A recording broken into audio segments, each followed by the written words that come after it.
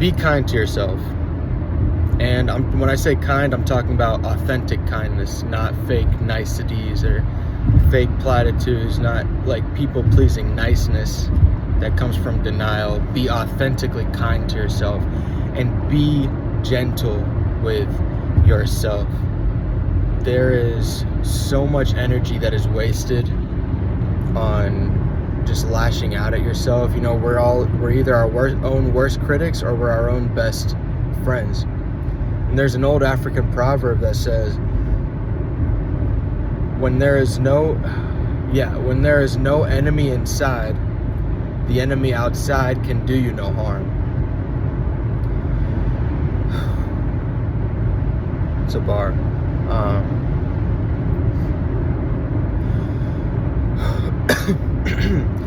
There was a Headspace ad years ago on YouTube that really had a nice big impact on me. I mean, the fact that I still remember it verbatim after so many years.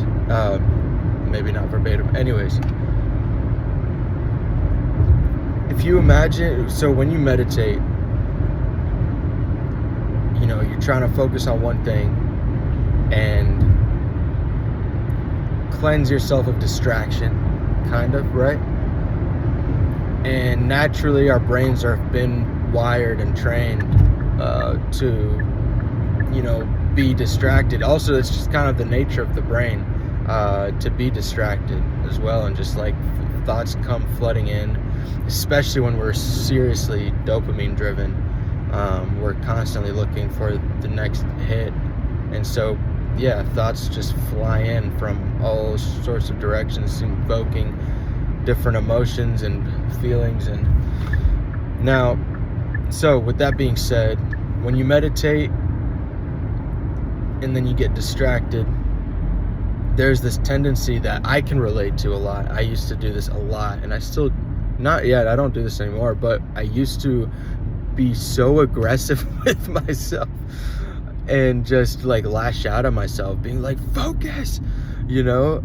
And even though that's like, I'm yelling at the nature of my brain, you know, progress of all sorts takes time, let alone that kind of progress. Something as big as becoming very good at focusing on one thing. That's a serious skill.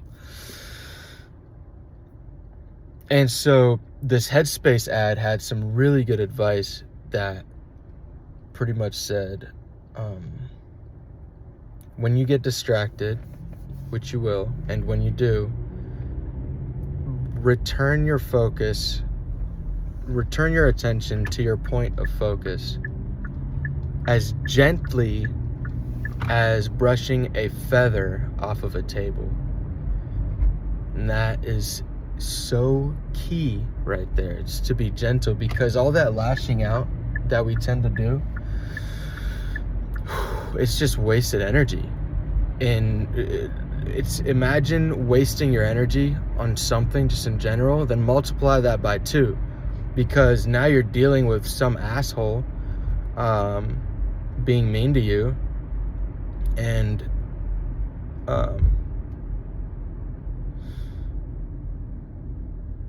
you're being rude to yourself. So that's going to drain you, first of all, and second of all, the act of being mean in general to anything, especially yourself, I think that is draining in and of itself.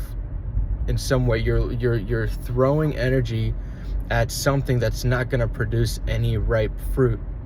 It may produce rotten fruit, but in terms of real fruit that can bring you benefit and a more fruitful life, you know, that's just not going to work that way. And so, you know, you're kind of giving yourself a double whammy of beauty when you choose to be gentle with yourself. And meditation, that's just one example of that. So yeah, be kind to yourself. And here's a Joe Dispenza quote: your outer world is a reflection of your inner world. So the kinder you are to yourself, the kinder you'll be to others, and the kinder you are to others, the more you'll surround yourself with kind people that,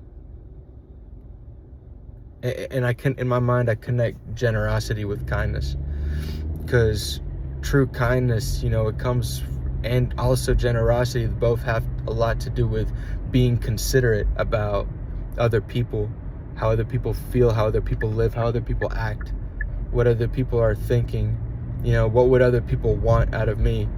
Jesus told us, treat others how you want to be treated, do to them as you would want done unto you. And I've heard people say before, like, oh, I don't know about that, because not everyone's nice to themselves. I mean, yeah, that's what we're talking about here. But if you think about the truth of it all, the truth that is undeniable, that no one can truly argue with a sound mind, is this, that if you simplify your mind back to when you were first born, to a baby, just full of life, just vibrating extremely high, like a little blueberry, you would pop in your hand, you'd be like, ah, you know what I mean? That's just like, imagine the kindness that just radiates like a volcano of kindness from that small body, but is just so full of this unknown thing that we call God, and that's another word with connotations behind it, the divine. Eckhart Tolle calls it the now, which I love. But yeah, be gentle with yourself. I kind of went all over the place, but happy now.